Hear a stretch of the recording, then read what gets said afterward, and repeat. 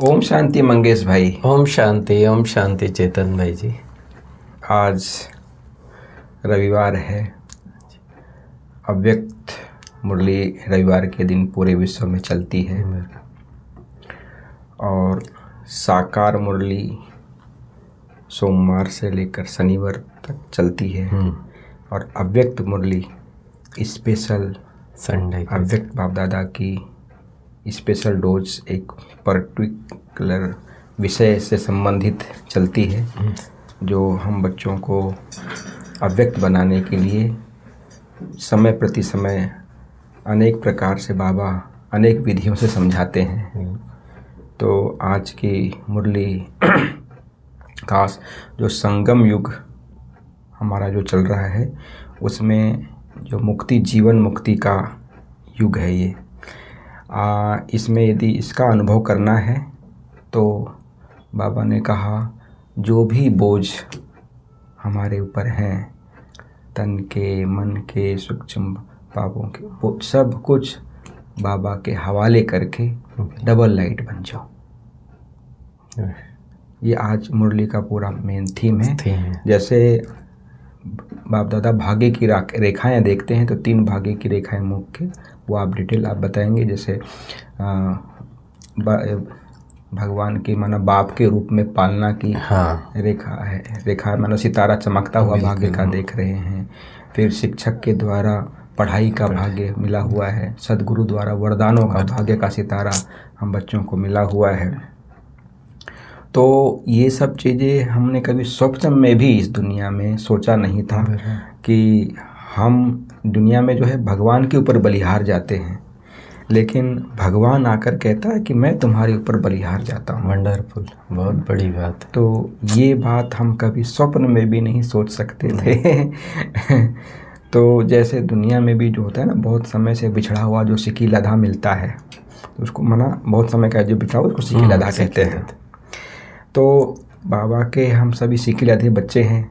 दुनिया में भले कितने भी बुद्धिवान हैं, साइंस वाले हैं, पढ़े लिखे हैं, धनवान हैं, है ना, सब चीज़ें हैं, लेकिन भगवान को मिलने का भाग्य हर किसी को नहीं है।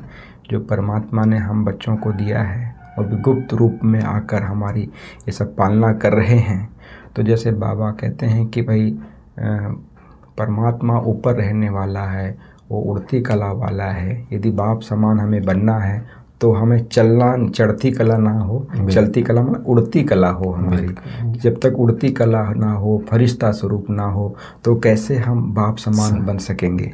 यदि बाप समान बनना है, उड़ती कला में जाना है, तो जो सारे जो बोझ हैं हमारे, वो बाबा को दे देना है, परमात्मा को दे देना है। जब हम दे देंगे तो उसके लिए बाबा ने खास एक सहज साधन बताया है कि भाई कोई भी चीज़ छोड़ना है तो उसके लिए दृढ़ संकल्प।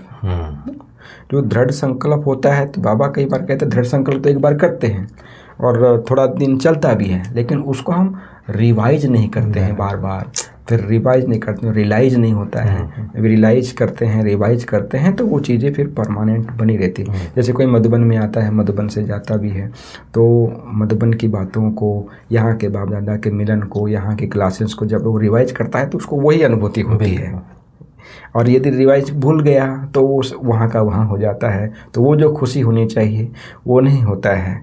तो ब्राह्मण जीवन का जो लक्ष्य है हमारा यहाँ का, जो बाप समान बनना, वो तभी बन सकेंगे जब हम बंधन मुक्त, कई प्रकार के बंधन है ना, कई प्रकार के संबंधों का बंधन होता है, आदत का बंधन होता है, स्वभाव का बंधन होता है, पुराने स्वभाव संस्कारों का बंधन होता है। तो बाबा कहते हैं ये बंधनों को ख़त्म करने के लिए जो वायदा हम करते हैं, वायदा जब निभाते हैं तब उसका फ़ायदा होता है, नहीं तो फाइल ही बनी रहती है। तो बाबा कहते हैं अभी ऐसी फाइल बनाना है जो वायदे का फ़ायदा मिले हम बच्चों को।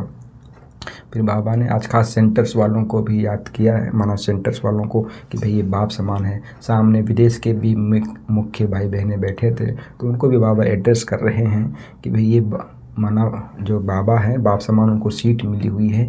कई आत्माओं का भाग्य बनाने के निमित्त आत्माएं हैं, लेकिन कई बार माना कुछ ना कुछ ऐसी बातें आ जाती है। तो बाप दादा उस समय में 2007 की मुरली है ये, तो दादी प्रकाश मणि जी उसी समय में अव्यक्त हुए थे, अगस्त मास में, और ये अक्टूबर मास की मुरली है। तो उस समय में दादी जी को खास याद कर रहे थे और दादी जी को पूरा दृश्य सेंटरों का और सब चक्कर लगाते थे। तो दादी जी ने भी कई बार देखा, अच्छा ऐसा भी होता है, माना एक साक्षी होके देखना और इस स्टेज पे ही देखना फ़र्क पड़ जाता है, बहुत फर्क। तो ये सब बातें भी और कई बातें ये होता है। तो इसलिए बाप दादा यदि हम बच्चों के लिए एक ही बात चाहते हैं कि एक एक बच्चा मेरा माना मुक्ति, जीवन मुक्ति का अधिकारी बन जाए, ये बाबा हम बच्चों से अभी चाहते हैं। तो इसके लिए बाबा कहते हैं खजानों को चेक करना है कि अपनी जो बुद्धि में स्टॉक है ना, बुद्धि स्टॉक रूम है एक प्रकार से, जो खजाने मिले हैं ज्ञान का, गुणों का, समय का, शक्तियों का, प्राप्तियों का जो खजाना मिला है, उसको हम केवल पॉइंट के रूप में याद रखते हैं तो जस्ट पॉइंट रह जाती है। लेकिन जब उसको हम रिवाइज करते हैं, रियलाइज करते हैं, तो वो अपनी हो जाती है। यदि हम इसको रिवाइज करते हैं तो फिर हम नहीं तो कारण आ जाते हैं, कई प्रकार के कारण आते हैं। तो यदि हमको बाबा कहते निवारण स्वरूप बनना है, जब निवारण स्वरूप तब बन पाएंगे जब हम इन बातों को याद रखेंगे, जो स्टॉक हमारे पास है उसको इस समय पर स्मृति में लाएंगे। तो बाबा ने कहा उसके लिए भी एक मना और एक सहज विधि बाबा ने बताई है कि यदि कोई बात को स्टॉप करना है, जैसे 3 बिंदी लगाना है, आत्मा बिंदी, बाप बिंदी और ये ड्रामा बिंदी। ये बिंदी का बहुत महत्व है। मैं भी अमृत बेले खास ये बात का पुरुषार्थ करता हूँ, पहले नंबर 3 बिंदी जरूर लगाता हूँ अपने आप को, फिर स्टॉप करें, फिर अमृत बेले का जो है बहुत मज़ा आता है। तो 3 बिंदी लगाना बहुत ज़रूरी है। और फिर बाबा कहते हैं कि कई बच्चे कहते हैं कि हमें माना भाषण करना नहीं आता है, भाषण नहीं कर सकते हैं, बोल नहीं पाते हैं, कई प्रकार की बातें आती हैं, कई मानसिक बातें भी होती हैं, कई प्रकार से शारीरिक विकलांगता भी हो जाती है। तो इतनी प्रकार के बाबा कहते हैं एक सबसे अच्छी सेवा दुआएं देना, दुआएं लेना। पहला तो बिंदी लगाना और दूसरा दुआ। तो ये भी यदि हम सेवा करते हैं तो बाप समान बन सकते हैं, उच्च पद के अधिकारी बन सकते हैं। इसलिए बाबा कई बार माना सेंटर वालों को कई बार अटैच करते हैं और बोलते हैं कि भाई बहनों की एक लिस्ट निकालो कि जिसमें मतलब एकदम हर प्रकार श्रीमत पर चलने वाले, सब बातों की धारणा करने वाले, है ना, उनकी एक अलग लिस्ट ओके लिख दो, उसमें ज़्यादा लंबा चौड़ा नहीं लिखना है। और यदि जो कम चलते हैं थोड़ा बहुत ही तो ओके लिख के फिर एक बिंदी ये लगा दो, लाइन लगा दो। ये बाबा के ना माना अलग अलग प्रकार से हम बच्चों को समझाते हैं। तो ये बाबा की मुरली बहुत ही है। और आज का जो वरदान भी जो मर्यादा, जो ईश्वरीय मर्यादाओं के आधार पर हम यदि विश्व के आगे एग्जाम्पल यदि बनते हैं तो हम यही सहज योग का जीवन बन जाता है, सहज योगी बन जाते हैं। तो उसके लिए बाबा ने कहा जो ईश्वरीय मर्यादा मन अमृत बेले से रात तक हम जब चलते हैं तो अमृत बेले का जो महत्व बाबा ने हम बच्चों को समझाया है कि यदि उसको जानकर हम समझते हैं, बहुत बड़ा महत्व है यदि अमृत बेले को हम जानते हैं, क्योंकि उसके आधार पे हमारा पूरा कल्प का जीवन बनता है। और ये मानो सारा दिन की भी एक दिनचर्या उसके आधार पर रहती है। तो यदि हमारा अमृत बेले पावरफुल है, सर्व बातों से एकदम विधि पूर्वक होता है, तो पूरी जीवन भी हमारी विधि पूर्वक चलती है और दिनचर्या भी हमारी विधि पूर्वक चलती है। तो कोई भी बात मुश्किल नहीं लगती, सब सहज हो जाता है और हम दूसरों को भी सहयोगी आप समान बना सकते हैं, अपने जीवन से दूसरों को भी शिक्षा दे सकते हैं, है ना। अभी जो स्लोगन अभी चल रहा है पवित्रता के ऊपर, है ना, कि रोज़ स्वच्छता, सभ्यता, पवित्रता, ये माना ये कैसे कैसे माना एक बाबा डेफिनेशन देते हैं पवित्रता की। तो आज की जो ये है अपने चलन जो चेहरे से माना पवित्रता की श्रेष्ठता को माना अनुभव कराने की बातें करना है और कराना है। तो ये बाबा आज खास हम बच्चों को और व्यक्ति सारे भी चल रहे हैं अच्छे अच्छे अभी कि प्रयोगी आत्मा का आज बाबा ने खास कहा है कि प्रयोगी आत्मा जो है अपने माना संस्कार है, चाहे प्रकृति है, परिस्थिति है, इन पर सब पर विजय जो प्राप्त कर लेते हैं वो योगी और प्रयोगी आत्मा है। और जिसने जैसे वो कहते हैं ना कि 5 विकारों को, जैसे श्री कृष्ण उसके ऊपर नागपन के ऊपर भी डांस करते हुए ना दिखाते हैं कि खुशी का डांस, है ना। तो जब हम 5 विकारों को जीत लेते हैं तो उसको भी स्टेज बना लेते हैं, डांस भी हो जाता है, आनंद भी आता है। तो और आप थोड़ा विस्तार से बताएंगे मुरली। हाँ, आपने तो सारा मुरली का सुना ही दिया है। तो मैं तो बस ये जो बाबा की हेडलाइन है आज की मुरली की कि संगम युग की जीवन मुक्त स्थिति। जी जी। वास्तव में जीवन मुक्त तो सतयुग को कहते हैं, स्वर्ग को कहते हैं, लेकिन बाबा कहते हैं संगम युग की जीवन मुक्त स्थिति। जीवन मुक्त शब्द का अर्थ है कि आत्मा सदैव अतीन्द्रिय सुख में है, सदैव खुशी में है, सदैव शांति में है, संपूर्ण पवित्रता में है। तो बाबा कहते हैं ये तो सतयुग में तो ये नेचुरल हो जाएगा आपका, लेकिन अभी अनुभव अभी करना है, संगम युग पर, और अभी ही उसका मजा है। क्योंकि सतयुग में तो नेचुरल हो गया, सभी जीवन मुक्त है। जैसे एक मोहिनी दीदी मधुबन वालों से मिल रही थी ना, हाँ जी, तो खास बोल रहे थे कि हमारा 21 जन्मों का ये प्रारब्ध है, तो ये जो संगम युग का जीवन है, हम कहें कि नहीं अभी हम बहुत ये करके पुरुषार्थी करके यहाँ पर हम जो सुख का, प्रेम का, आनंद का, परमात्मा पालना का जो अनुभव करते हैं, बराबर, वो हुई वहाँ पर प्रारब्ध। वही। और यहाँ पर हम मुरझाए हुए रहे हैं, दुखी रहे हैं, तो आप बोले सतयुग को भूल जाते, सतयुग में बराबर। तो वही बाबा का संपूर्ण ये जो अव्यक्त मुरली है, इसका सार यही है कि बाबा कहता है कि अभी वो संगम पर ही आप अनुभव करो।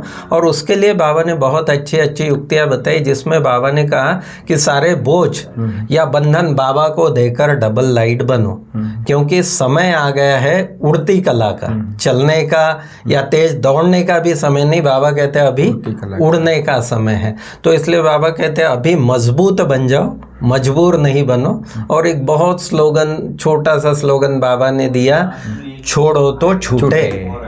एक पंछी डाली को पकड़ के बैठा हुआ है और लोगों से कह रहा है कि मुझे छुड़ाओ, मुझे छुड़ाओ। पॉसिबल ही नहीं है जब तक वो खुद अपनी इच्छा से उसको छोड़ेगा नहीं, अपने दृढ़ संकल्प से, तो पॉसिबल ही नहीं। कहावत है ना, हाँ, गंगाराम नल पर मत बैठना, और बैठा हुआ नल पे ही है। तो ऐसी ही कहानी है हमारी। तो बाबा कहते हैं छोड़ो तो छूटे, छोड़ते नहीं है तो छूटता नहीं है। छोड़ने का साधन है दृढ़ संकल्प। दृढ़ संकल्प ही सबसे इम्पोर्टेंट चीज़ है, जो हमको बाबा ने जो कहा वो करने के लिए, उसमें सफलता प्राप्त करने के लिए दृढ़ संकल्प। इवन दुनिया में भी कहीं भी किसी भी फील्ड में आपको सफलता के शिखर पर जाना है तो दृढ़ संकल्प के बिगर है ही नहीं। और जहाँ आलस से अलबेलापन है, उसको तो समझ लो वो कभी उसके पास न दृढ़ संकल्प होगा न कभी वो आगे जाएगा। तो इसलिए बाबा कहता है दृढ़ संकल्प। लेकिन दृढ़ संकल्प में भी जो आपने बात कही कि भाई रिवाइज भी बार बार करो, क्योंकि पुरुषार्थ का मार्ग है।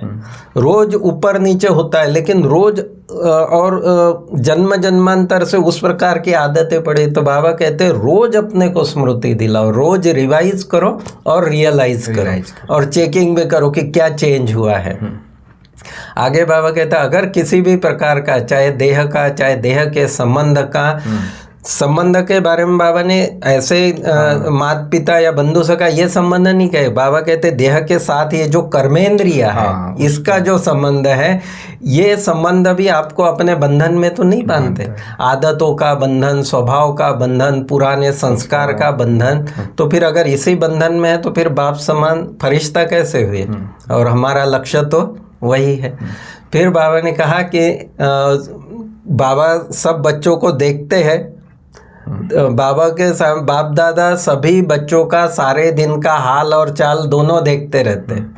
और बाबा ने देखा कि बच्चों के पास स्टॉक है, स्टॉक रूम बाबा ने बुद्धि बताया, बुद्धि में स्टॉक है, लेकिन उसको यूज करें। जैसे ज्ञान की पॉइंट है हमारे पास, लेकिन बाबा कहते हैं पॉइंट बनकर पॉइंट को यूज करो। हाँ। ये बड़ी सूक्ष्म बात लगी कि पॉइंट बनना माना क्या? एक्चुअली पॉइंट बनना माना सिर्फ आत्मा ही नहीं, आत्मा के स्वमान को, आत्मा की शक्तियों को समझ के उस पॉइंट को यूज करो। आत्मा की जो हमारी ऊंची स्थिति है, उस स्थिति को जानकर फिर उस पॉइंट को यूज करो। एक आदि कोई सहज बात है कि जैसे अमृत वेला नहीं उठ रहे हम, तो अपने को यह स्मृति दिलानी है कि मैं हूँ कौन, मैं किसका बच्चा हूँ, कैसे मेरे को ये आलस, क्या जवाबदारी है। हाँ, जब किसी के ऊपर जिम्मेदारी आ जाती है तो नींद भी फिर जाती है। बिल्कुल बिल्कुल। कि कितने विश्व की जवाबदारी, कितनी आत्माओं को सकाश देना है, परमात्मा पालना का स्वयं भी अनुभव करना है और दूसरों को वो देना है, शक्तियाँ भी देनी है। कितना बड़ा कार्य है, विश्व को परिवर्तन करना, प्रधान बना देना। तो ये यदि स्मृति रहेगी तो बिल्कुल ये उस पॉइंट, जो पॉइंट बनने की जो गहराई है ना, वो ये है। हाँ, कि पॉइंट बन बनकर फिर उस पॉइंट को, ज्ञान के पॉइंट को यूज, पॉइंट बनना माना अपनी ओरिजिनल स्मृतियों को, अपनी जिम्मेवारियों को जागरूक करके। और फिर बाबा ने कहा कि 3 बिंदी का तो है ही सारा, तो वो एक बात। और आगे बाबा ने कहा कि दुआ दो और दुआ लो। ये तो बाबा ने कई बार बाबा ने कहा, नहीं कुछ पुरुषार्थ कर सकते हो तो सिर्फ इतना कर लो, दुआ दो और दुआ लो, तो ऑटोमेटिकली इसमें निगेटिव खत्म ही हो जाएगा, व्यर्थ खत्म ही हो जाएगा। क्योंकि अक्सर दिन भर में आपके व्यर्थ कहाँ चलते, कहीं कुछ मनमोटा हो गया, किसी के साथ बातचीत में ऐसा ऊपर नीचे हो गया, कार्य व्यवहार में, तो फिर चलते रहता है कि। तो बाबा कहते हैं दुआ दो और दुआ लो। दृढ़ निश्चय वाले की विजय निश्चित है। और दृढ़ता का बाबा ने हमको वरदान दे दिया। फिर एक बाबा और एक छोटी सी, जैसे रेगुलर इसमें बात होती है दिनचर्या में, बाबा कहते हैं जैसे छोटा बच्चा कोई भी चीज़ संभाल कर नहीं रख सकता है, कोई भी चीज़ पसंद नहीं आती है, तो माँ बाप होंगे तो झट मम्मी पापा को पकड़ा देगा। कितनी सिंपल बात बाबा ऐसे बता। तो बाबा कहते हैं ऐसे ही तुमको कोई बात पसंद नहीं आती है या कोई बात परेशान कर रही है या कोई संस्कार स्वभाव ऐसा पर, तो बाबा को दे दो ना।